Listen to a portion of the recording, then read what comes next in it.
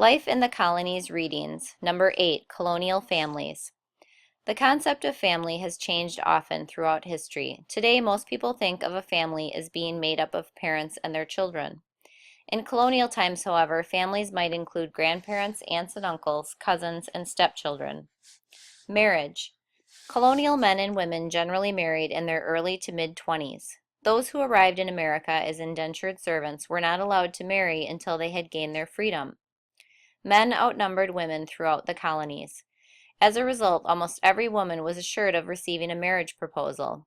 Maidservants of good honest stock, family, wrote a colonist, could choose their husbands out of the better sort of people.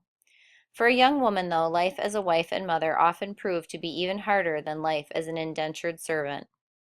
Large families. Colonial families were generally large. Most families had between 7 and 10 children.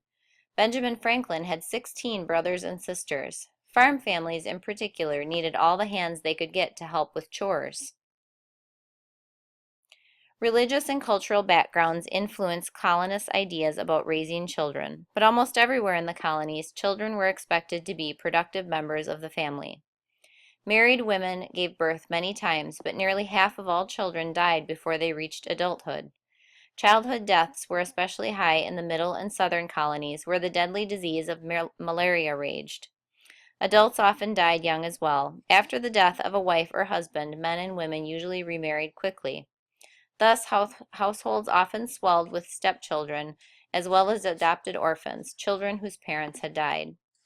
Whether colonists lived in cities, in villages, or on isolated farms, their lives focused on their families.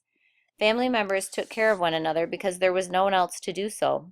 Young families often welcomed elderly grandparents, aunts, uncles, and cousins into their homes when they could no longer care for themselves. It didn't matter if there was barely enough room for everyone. No one would turn away a needy relative.